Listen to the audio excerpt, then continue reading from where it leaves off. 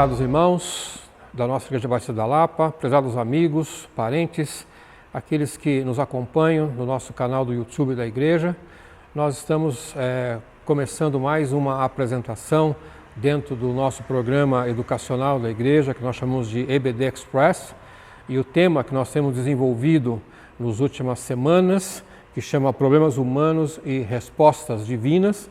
O autor desse livro que nós estamos usando como base, que é John Durwright Pentecost. E hoje o tema que nós vamos tratar é falar sobre pressão.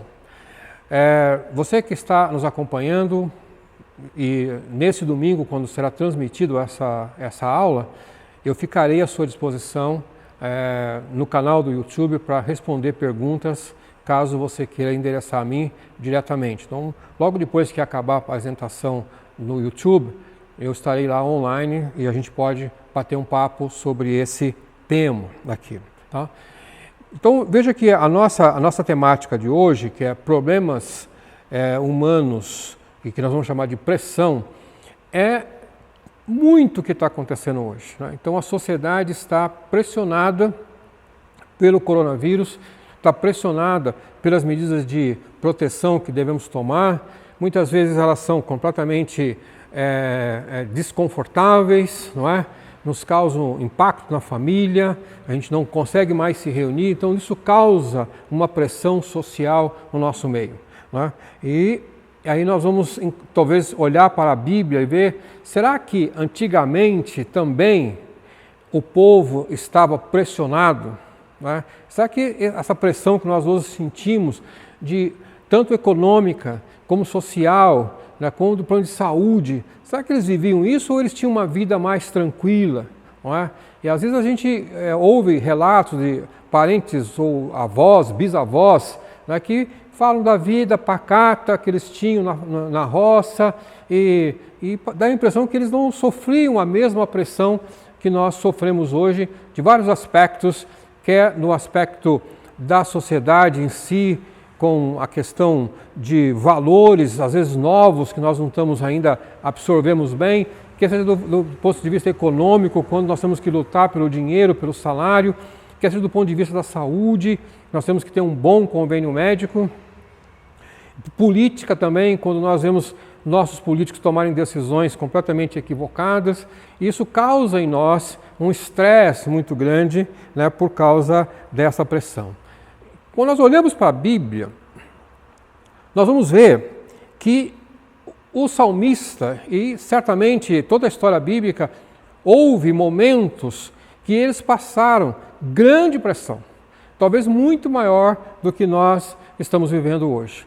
O salmista, no Salmo 118, verso 5, ele diz assim: na minha angústia clamei ao Senhor, e o Senhor me respondeu, dando-me ampla liberdade. Esse é o texto que está na versão internacional. Não é? Mas quando você vai estudar esse versículo, e literalmente daria para ser traduzido da seguinte forma: eu clamei ao Senhor de um lugar apertado. O Senhor respondeu-me colocando-me em um lugar espaçoso. Essa tradução talvez faça mais sentido porque quando nós olhamos o texto que nós estamos na nossa Bíblia, NVI, que nós chamamos, ele fala que o salmista fala, eu estava em angústia e o Senhor me deu liberdade. Então, angústia, liberdade, não parecem que estão em lados opostos, né? Porque quando você pede alguma coisa, então a solução teria que ser oposta àquela. Então, se eu estou angustiado, eu talvez pediria paz, poderia ter um pouco de sossego. Esse seria o oposto. Mas o texto fala em angústia e liberdade. Então, por isso que, literalmente, faz mais sentido pensar que eu clamei ao Senhor enquanto estava num lugar apertado, ou seja, eu estava pressionado, num lugar apertado, geralmente traz a ideia de aperto, e o Senhor me deu um lugar espaçoso, me deu liberdade. Né? Quando nós olhamos aí algumas estatísticas, né, de pessoas que vivem em estresse, vivem pressionadas, né, nós vamos encontrar, por exemplo, estatísticas no Brasil que falam que 72% dos trabalhadores brasileiros, né, segundo a International Stress Management Association, tem alguma sequela do trabalho. Então, o local de trabalho é um local tipicamente de pressão. Você é pressionado para fazer suas tarefas, você é pressionado para conviver com pessoas que às vezes você não suporta, você é pressionado pelo seu chefe que quer que você produza mais e mais, não é? Então, isso vai trazer ao longo do tempo uma sequela. Entre essas sequelas, essa mesma organização diz que 32% desta população que se considera já com um agravo na saúde por causa da pressão, 32% deles, eles tiveram o que eles chamam de burnout. Ou seja, eles entraram no esgotamento absurdo e alguns até ficam algum tempo completamente descontrolados, né? Esse burnout dá uma ideia que o seu fusível, né, queimou, né? Que seria aquele seu circuito elétrico rompeu-se. Essa aqui é a ideia. Nos Estados Unidos, uma pesquisa feita pela Mental Health America mostra que entre 817 pessoas que eram cuidadores, né, cuidadores de alguém que tinha um problema mental, então desses 817 pessoas, eles disseram que o público deles, 55% sofriam de depressão e 52% de pânico e 31% de bipolaridade. Então veja que essa doença que pode surgir, então, de uma pressão, de um estresse, de uma vida agitada, atribulada, não é cada vez mais presente. Nós temos visto também outras estatísticas de executivos de grandes multinacionais que se suicidam porque não aguentam a pressão para dar resultados, para atingir as suas tarefas. Não é? Agora, a pergunta fica o seguinte: a pressão, ela é externa ou é uma pressão interna? Segundo o nosso autor, que nós estamos estudando, ele diz assim: a pressão não vem de fora, ela se origina dentro da pessoa. A pressão é a resposta pessoal às circunstâncias exteriores. Então, o que o autor está propondo, ou está afirmando, é de que, sim, há um ambiente de pressão externa, mas a questão não é essa. A questão é como que nós reagimos a essa pressão externa. Eu tenho aqui um balãozinho de aniversário, que a gente já está acostumado a brincar. Vejam isso. Quando eu coloco esse meu balão, eu começo a pressionar, ou seja, a minha pressão está externa, e vai haver uma reação interna, não é? Disso aqui. Então, essa pressão externa vai ser impactada internamente, mas enquanto essa borracha, essa parte elástica aqui do balão estiver suportando, né? Porque há a pressão do ar, mas também o elástico faz pressão sobre o ar, por isso que vai tentando se equilibrar. O elástico vai cedendo a isso, e chega num ponto, né, que a gente gosta de ver isso em aniversário.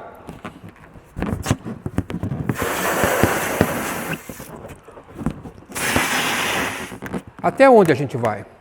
Alguns aguentam mais, outros aguentam menos.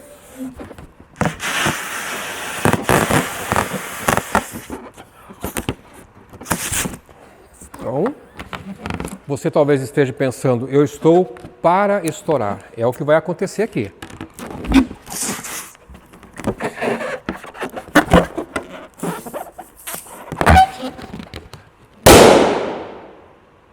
Chega um ponto em que nós explodimos. Não há mais como suportar aquilo.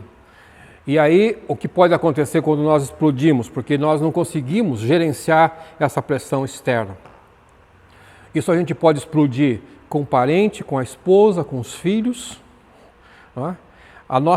Nós não temos uma válvula, muitas vezes, nós não usamos as válvulas para dar o escape a essa pressão interna. E aí acabamos descontando em alguém, o que é muitas vezes um problema muito sério. Conta-se que 2 homens caminhavam por um campo quando avistaram um touro enfurecido. Estavam ali em paz, caminhando, e de repente se deram conta que próximo deles havia um touro muito bravo. E esse touro começou a correr atrás deles, em uma perseguição. E os 2 tentando escapar da perseguição do touro. Em um dado momento, um deles gritou para o seu amigo: João, faça uma oração. Estamos com um problema, disse João. Nunca orei em voz alta. Eu não sei o que dizer, mas você tem que fazer, gritou o companheiro. E o touro vindo, e o touro quase alcançando. Tudo bem, disse João, enquanto corria com todas as suas forças. Direi a única oração que conheço. Meu pai costumava dizer à mesa: Ó Senhor, pelo que estamos prestes a receber, torna-nos verdadeiramente gratos. Era a única coisa que aquele homem sabia fazer numa hora de pressão. Lembrou-se de uma oração, que parece um pouco engraçada na situação aqui, mas no seu desespero era a forma como ele conseguia reagir. Vejamos então alguns casos de pressão externa e pressão interna. Pressão externa, muitas vezes a relação marido-mulher. Então, o marido, e a sua esposa. E do lado da esposa, ela se sente pressionada porque gostaria de atender à expectativa do marido. E às vezes não consegue, fica frustrada por causa daquilo. Muitos maridos não estão cobrando muita coisa, mas elas acabam se sentindo pressionadas, ou porque não fez uma boa janta, ou porque às vezes ele não está com a roupa adequadamente bem passada. E às vezes nós encontramos casos assim, da mulher falar para o marido assim: você vai com essa roupa? O que vão dizer de mim quando alguém olhar para você e você ver que essa roupa está mal passada? Vai dizer que eu sou uma mulher relaxada. Ora, o marido não disse absolutamente nada, mas ela se sentiu pressionada a ter uma roupa bem passada para o seu marido. Por outro lado, muitas vezes o esposo se sente pressionado em atender a sua esposa em algum dos seus desejos, e que às vezes ele não consegue cumprir, ou porque trabalha demais, não pode estar muito tempo em casa, ela acaba se sobrecarregando com os afazeres de filhos, às vezes trabalha fora, tem coisas domésticas para fazer, e ele se sente culpado porque não consegue participar mais da vida doméstica, né? E nós, pais, muitas vezes nos preocupamos com os nossos filhos também, se sentimos pressionados a dar a eles uma boa educação, e por isso às vezes nós trabalhamos em 2, 3 trabalhos diferentes para que nosso filho possa ir para uma boa escola. Então, o filho não está nos cobrando nada, mas nós nos sentimos na obrigação de atender o nosso filho. E aí vamos falar de trabalho, que nós temos às vezes que fazer hora extra e viajar muitas vezes, muitas vezes deixar a nossa casa para atender o nosso trabalho, sentimos pressionados por isso, para que possamos ter um salário melhor. Olhando para alguns exemplos da Bíblia agora, vamos encontrar um caso que eu diria que é de extrema pressão. Nós encontramos, por exemplo, Moisés, quando sai do Egito, está caminhando com aquele povo, ali, pouco tempo que eles saíram, aquela multidão, alguns costumam dizer que eram aproximadamente 1,5 milhão, ou outros chegam até a falar em 3 milhões de pessoas que saíram do Egito com ele, vão caminhando e de repente se dão conta que estão no mar. Como vão atravessar? Não havia pontes. E Moisés olha e vê o exército de Faraó chegando. Na frente o mar, atrás o exército. No meio, o povo protestando, criticando Moisés por Moisés ter liderado uma situação agora que parece sem saída. Como é que você se sentiria como se fosse Moisés, grande líder, se você tivesse que atender o clamor do povo e não ver saída? Mas Moisés não sentiu essa pressão externa, E o texto que nós encontramos em Êxodo capítulo 14, verso 13, diz assim: não tenham medo, fiquem firmes e vejam o livramento que o Senhor lhes trará hoje, porque vocês nunca mais verão os egípcios que hoje vêm. Moisés não se deixou levar pela pressão externa, internamente estava tranquilo, estava em paz, tinha confiança em Deus e faz uma promessa que parecia absurda para o povo que não conseguia enxergar que ele poderia, com a autoridade divina lhe concedida, abrir o mar e o povo passar em terra seca, como diz a Bíblia. Em uma outra circunstância, encontramos Moisés e Arão. Agora, aquele povo caminhando não tinha água. E de novo a murmuração do povo: você nos trouxe para o deserto para que morramos aqui. Será que não tinham sepulcros suficientes no Egito?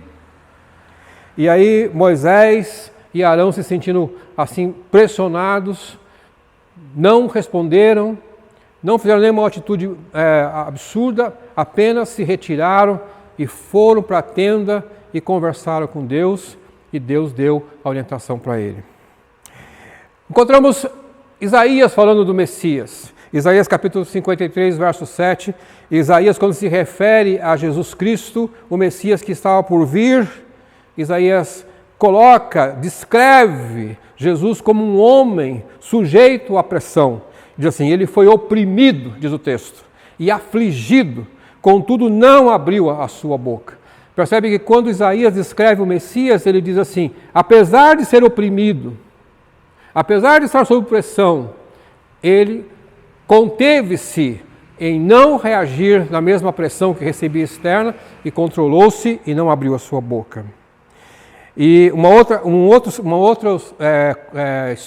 outra cena que nós podemos ver no Evangelista João, capítulo 18, verso 22, é quando Jesus está diante dos sacerdotes, estava prestes a ser crucificado, e ali havia um interrogatório e aquelas perguntas: como é que você pode fazer isso? Em nome de quem você está falando essas coisas?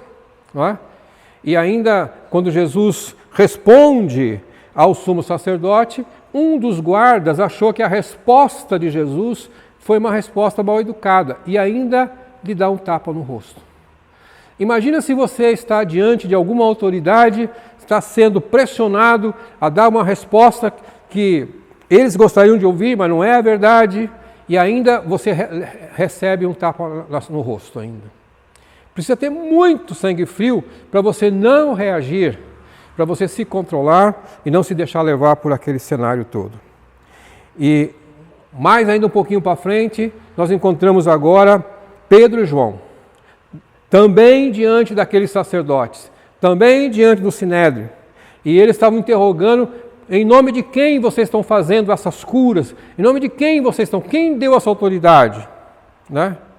Então João e Pedro estavam ali diante deles, tinham passado a noite na cadeia, não é? E eles estavam firmes, não se deixaram atemorizar pelaquela pressão, e eles disseram que eles faziam aquilo em nome de Jesus Cristo e que importava pregar o Evangelho mais do que outra coisa. Não é?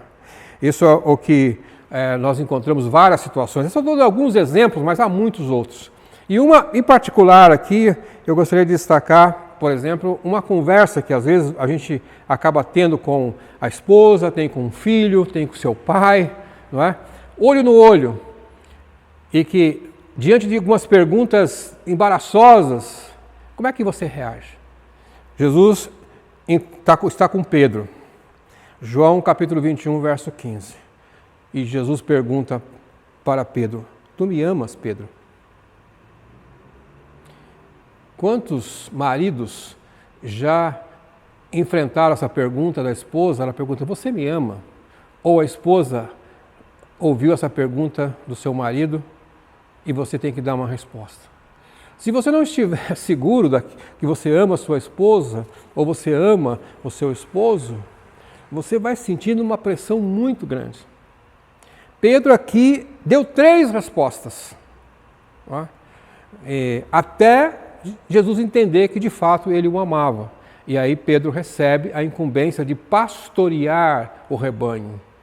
Então a condição que Jesus queria para que Pedro fosse o pastor das ovelhas, é que amasse a Cristo, não é? Então, talvez hoje nós pudéssemos pensar quantos pastores e ministros que estão diante de rebanhos, e se Jesus chegasse para eles e perguntasse para eles assim, você me ama? Ele falou, não, mas eu fiz a faculdade teológica, aí eu estudei no seminário X, não é isso que eu estou te perguntando. Estou te perguntando se você me ama para você pastorear as minhas ovelhas. Bom, vamos agora pensar em algumas soluções, né? Soluções bíblicas, lógico, né? E algumas soluções práticas aí. Então, o que nós temos é, se eu me sinto num ambiente onde há pressão externa e eu tenho que administrar internamente essa pressão, como é que eu vou fazer?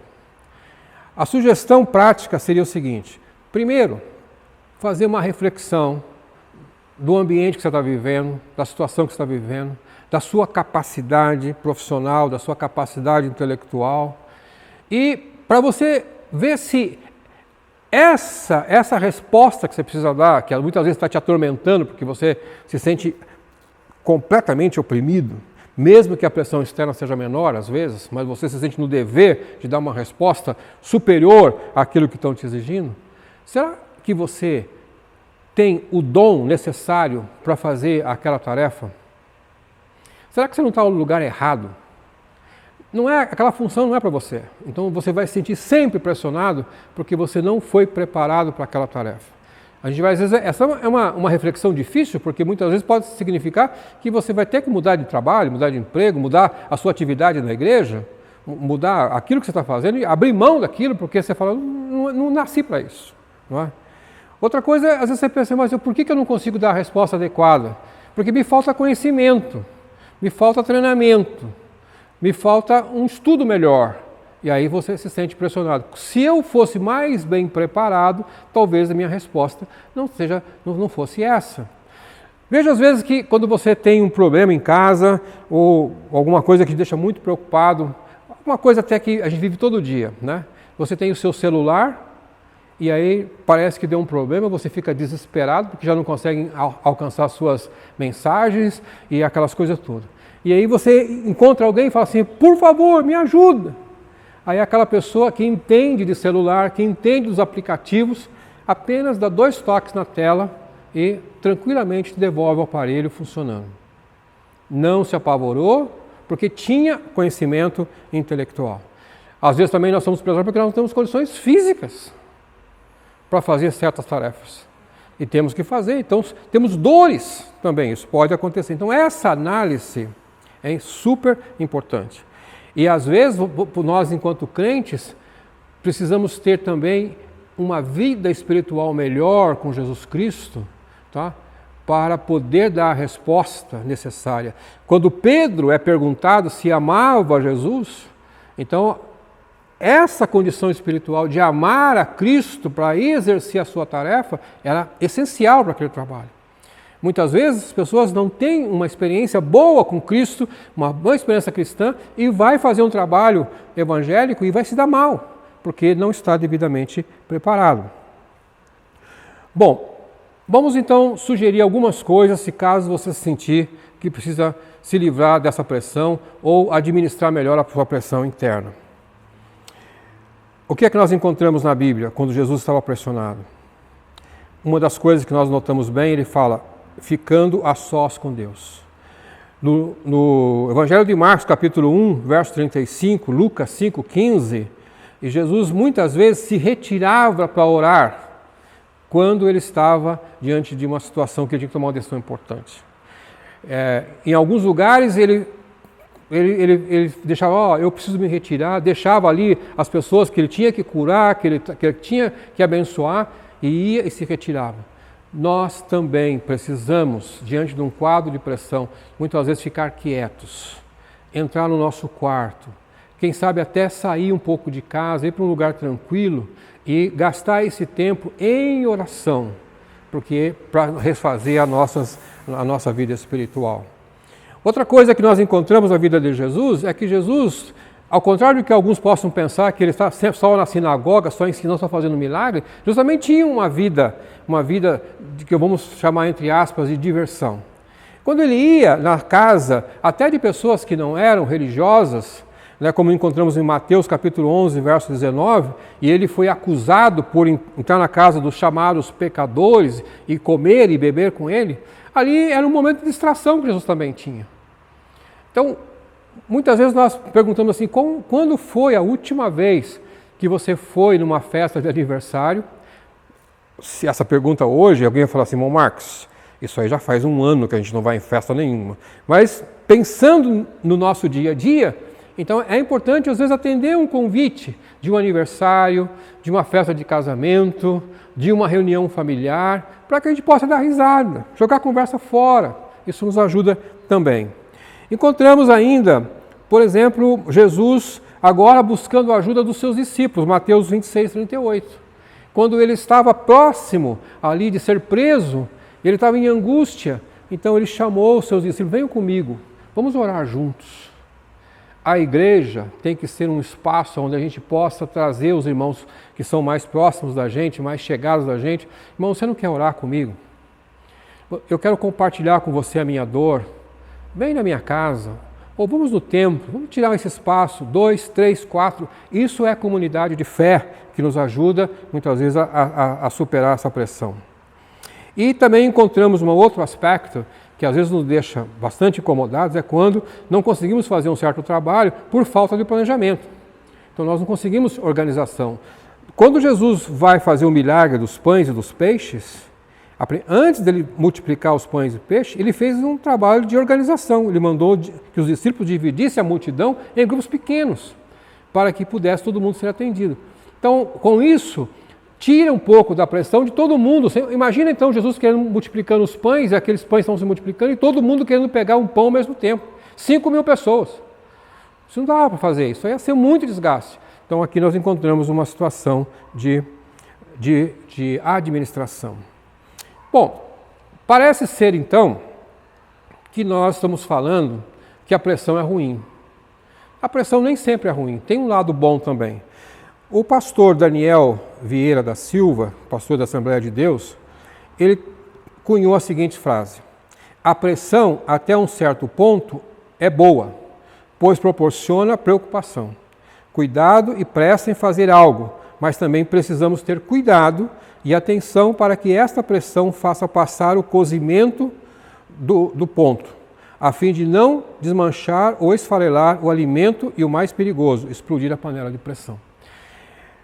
Muitas vezes, quando nós não temos pressão nenhuma no trabalho, nós produzimos pouco também. Não é? Já se foram feitos alguns testes que as pessoas, quando têm que desenvolver um texto, uma redação, elas são mais produtivas quando elas têm prazo para entregar. E alguns até já cronometraram isso, que muitas pessoas produzem muito bem quando esses prazos são curtos. Eu me considero uma dessas, que quando eu tenho que produzir um texto, tenho que preparar uma aula, as coisas fluem melhor quando estão à pressão. Parece ser que seria o inverso, que seria um mês para preparar uma aula. Isso às vezes não funciona, não é? Concluindo, nós vamos dizer assim: a pressão existe, sempre existiu, haverá de existir. Nós não vamos se livrar dela. A pressão da sociedade, a pressão econômica, a pressão da saúde, não é? Então, diante desses cenários de pressão, nós vamos estar psicologicamente, então, perturbados muitas vezes, socialmente angustiados e vai, não é? E Deus permite que passemos por esses momentos, não é? Billy Graham diz assim: o sofrimento é parte da condição humana e atinge a todos. Então ninguém vai se livrar da vida social, principalmente quem mora nos grandes centros urbanos, todas essas coisas, isso faz parte do dia a dia, não é? Mas uma coisa é certa: Deus sempre estará conosco nos momentos de risco. Então, não importa muitas vezes a pressão que você está sofrendo, quer seja psicológica, social, de saúde, lembre-se, Deus estará ao seu lado. E na medida que a gente vai experimentando esses momentos difíceis na nossa vida, tendo que lidar com essas pressões, tendo que atender prazos, tendo que administrar muitas vezes a nossa ansiedade, até muitas vezes temos que administrar a nossa a nossa irritação, para não explodir com alguém, tudo isso vai nos trazer maturidade, tanto espiritual como maturidade física e emocional. Não é? E para finalizar, gostaria de deixar o texto que Paulo escreve aos Colossenses, capítulo 3, verso 15 e Filipenses 4, 7. Que a paz de Cristo seja o juiz em seus corações, visto que vocês foram chamados a viver em paz, como membros de um só corpo, e sejam agradecidos. Meus queridos irmãos, eu desejo que você, quando você estiver numa situação dessa, uma situação perturbadora como essa, que vai estar tirando a sua tranquilidade, que você parece ser que vai explodir com alguém, que você não aguenta mais tanta provocação, lembre-se, você tem a paz de Cristo. Essa paz, Jesus diz, a minha paz vos dou. Pela fé, aceite a paz de Cristo e você vai conseguir superar as pressões desse mundo moderno. Que Deus te abençoe, que Deus te guarde e que você possa progredir na sua vida espiritual em nome de Jesus.